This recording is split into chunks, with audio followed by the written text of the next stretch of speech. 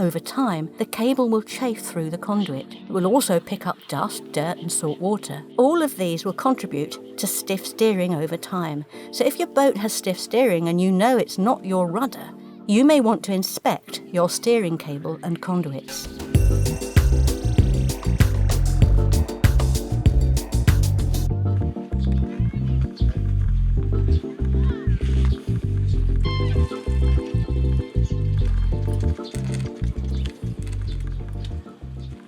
I hadn't realised that Hendro was dropping the rudder. I was up on the boat and I could hear this clicking noise, which is his block system. What he's doing is he's just letting off a little bit of slack each time just to lower the rudder, but what they're having to do is to coerce the rudder because there's a lot of grease in there. That grease is very old, it's got a lot of salt water, dirt, so you can see it's very, very tight. This will also explain why our steering was so tight, as well as the the wearing on the bearing. But it looks like it's about to drop out now, so they're now putting wooden blocks either side of the rudder to stop it from tipping over when eventually it drops.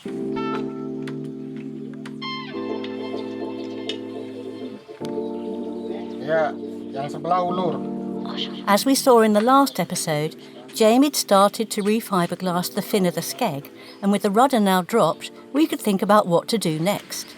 Oyster designs its rudders in such a way that the pintle, the end of the rudder stock, slots into the bronze shoe to create a hinge. When submerged in salt water, stainless and bronze don't need an additional bearing, as the water acts as a lubricant between the two metals. The problem, however, is that over time the pintle had worn away at the bronze, misshaping that circular hole into an oval one. This was what was creating the lateral movement first spotted by Jamie after hauling out, and no doubt contributed to the stiff steering. He suspected that this was the problem, but it wasn't until we inspected and compared the diameter of the pintle with the bronze casting that we could confirm his suspicions. There's a useful blog post by sailing mechanic guru Viv Cox, who faced a similar problem. His answer was simple: to rebore the bronze hole and machine a bearing to slot into the hole. Now this is where this episode gets a bit wonky. Jamie had to return to the UK and ended up staying there for over 2 months. Hendro was put on hold, while Jamie sourced a large piece of Delrin to bring back with him and get machined in Lombok. Delrin is the trade name for acetyl homopolymer, a chemical compound called polyoxymethylene. This is a low-friction, high-wear plastic designed to replace metal. It has the added advantage of minimum expansion when submerged in salt water. It's expensive stuff, and the smallest piece Jamie could source was a 0.5 metre length, 120mm diameter cylinder.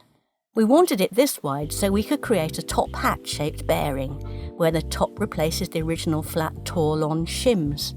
More on that later. Since the rudder was off, we thought it would be a good time to replace the steering cable. We contacted Cliff at Whitlock Steering in Emsworth, UK, who pointed out that not only should we replace the cable, but the plastic conduit it runs through too. If any of you own an older boat with Whitlock Steering, your cable probably runs through a plastic conduit, and if it's red, it's recommended you replace it. They stopped making the red conduit years ago, and of course it has a shelf life. What happens is that over time, the cable will chafe through the conduit. It will also pick up dust, dirt and salt water. All of these will contribute to stiff steering over time, so if your boat has stiff steering and you know it's not your rudder, you may want to inspect your steering cable and conduits.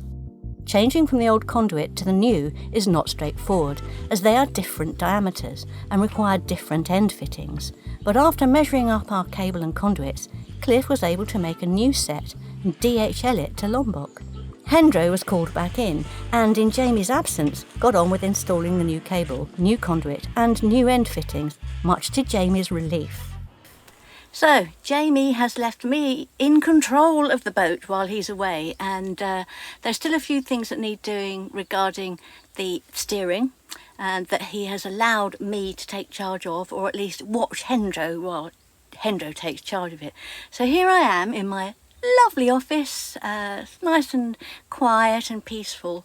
But when we go around the boat, you'll see the complete mayhem that my dear Hendro has caused me. Let me show you right now.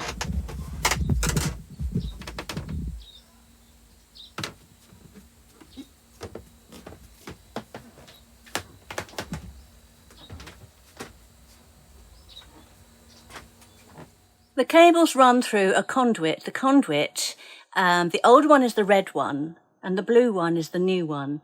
So it's a matter of taking out the conduit and the cable and replacing both. I have offered to help Hendro, but he says no, he can do it all himself. So far, what he's done is he's managed to take out the old red conduit on one side, can't remember which one it is, and replace it with the blue. So each of the connections has been changed and he's put those in. He's taken the cable right out with the plan that he will just thread the cable straight through from the wheel, from the cockpit, all the way back to the lazarette, where it all joins up. This is the theory. I'll show you what he's done so far. So that's the very first one. That goes up through the deck to the bottom of the steering column. So there is the blue one in situ. And next to it, if I can get the camera around there, you can see behind it the red one. So that then goes down past that top shaft, through here, all the way down here. He thought he may have to make the holes bigger for the conduit to pass through, but he hasn't had to. There's a millimetre difference between the blue and the red, but it's so far so good.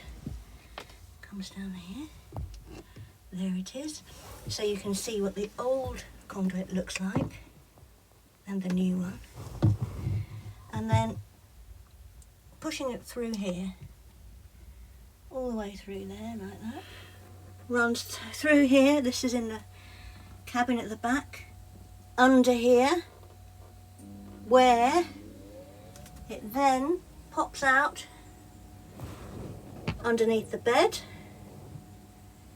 and threads all the way through to the back there.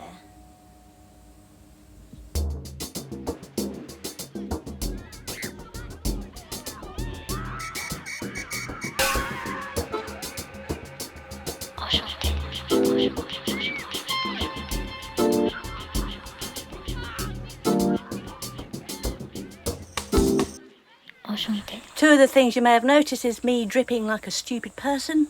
That's because it's unfeasibly hot. We all reckon over here that it's El Nino that's causing this. We've got no rain coming at all. We're in halfway through November, and normally it's kicked in by now. So we really need water in some ways. The island needs water, but of course it's actually much easier to do all this when it's dry, to be honest with you. So that's the whole of the starboard side with a new conduit all the way through. Today I'm going to hope that Hendro's going to get the whole of the port side done. After that, he'll start putting the cables through. Now, the problem with the cables is that we can't do anything until Jamie's back and the rudder is fixed back on exactly how we want it, because the cables can only be connected to the wheel when we know we've got the rudder exactly in the right position. Can't do that at the moment. So that's the last thing, and that will be when Jamie comes back. So this is new, brand new. Oh, rain. Welcome to my workshop under Esper in the yard. Very good, nice and cool because we're out in the sun. A little bit of a breeze, but there's no dust around, so it's fine for painting. I am undercoating and top coating the arm and its little bit that goes with it. I have no idea where they go, but Jamie no doubt will explain. So first of all, I did the undercoat some time ago and it's all set, it's all perfect. So we're ready for the top coat today. And the first thing I had to do was mix the main portion of it, which was like tahini in a jar. It was just one great solid lump with a whole load of kind of oil on top. So mixing it, I've been doing that for 10 minutes. So now I've got to, it's pretty much finished. So now I've got to put the additive with it and then mix all that in, and then we're good to go.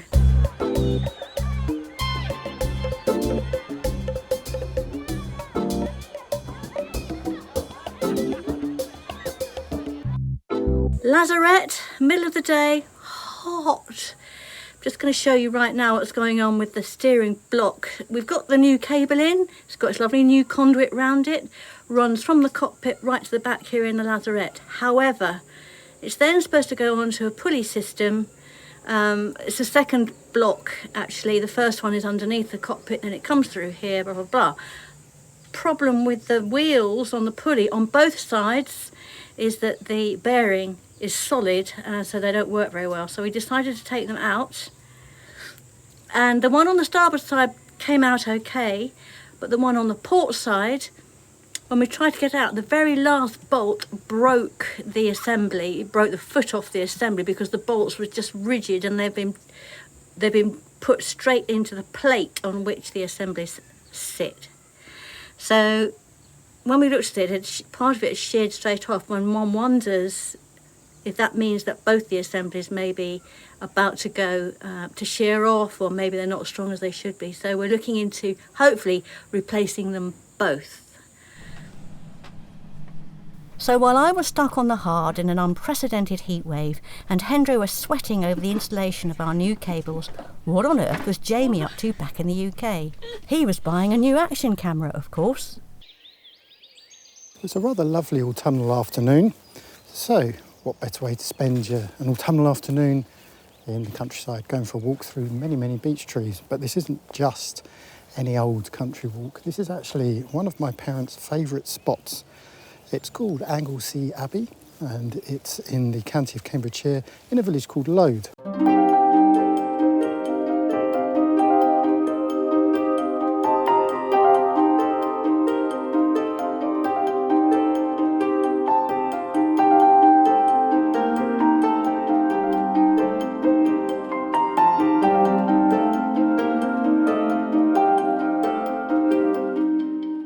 The name Anglesey Abbey is a little bit of a misnomer actually, because as you can see, it isn't an abbey. Once upon a time there was an abbey here, way back in the 11th century, but in the 1530s, with the dissolution of the monasteries, if you remember, that was Henry VIII who wanted to get rid of the Catholic religion in the UK in order for him to set up the Church of England so he could marry his 10th wife.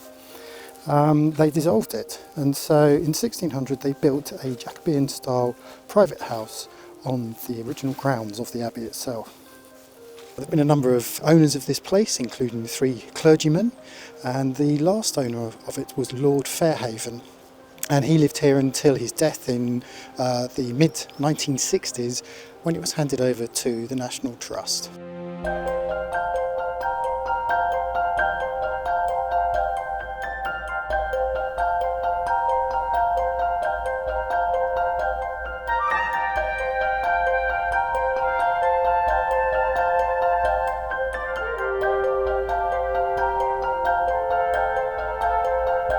Behind me is Lode Mill, which sits on the grounds of Anglesey Abbey. Apparently there was a mill here dating back as far as 1040, that's 11th century. But the mill that you see behind us was built in around 1745, 1750. It's gone through many guises. It was originally built to mill coprolite. Coprolite is used as a fertiliser. It is also the official name of fossilised dinosaur poo, apparently. It was then later converted to cement mill, and they used to have little mini cement factories along here. And it wasn't until Lord Fairhaven, who was the last owner of Anglesey Abbey, got rid of all of the cement factories and turned it into a feature of Anglesey Abbey Gardens.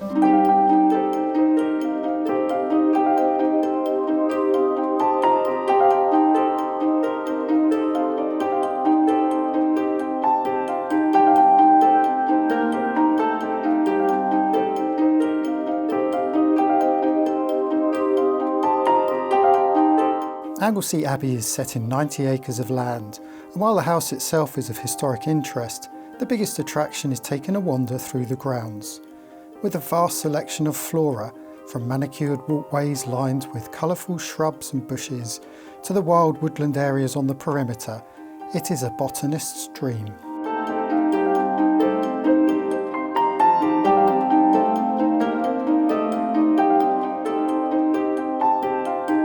But it's not just a place for adults. Children could spend hours here, encouraged to build their own bivouacs among the copse of ash and hazel, and the National Trust has even set aside an adventure playground that is clearly marked for children only. Stop wobbling. Stop wobbling.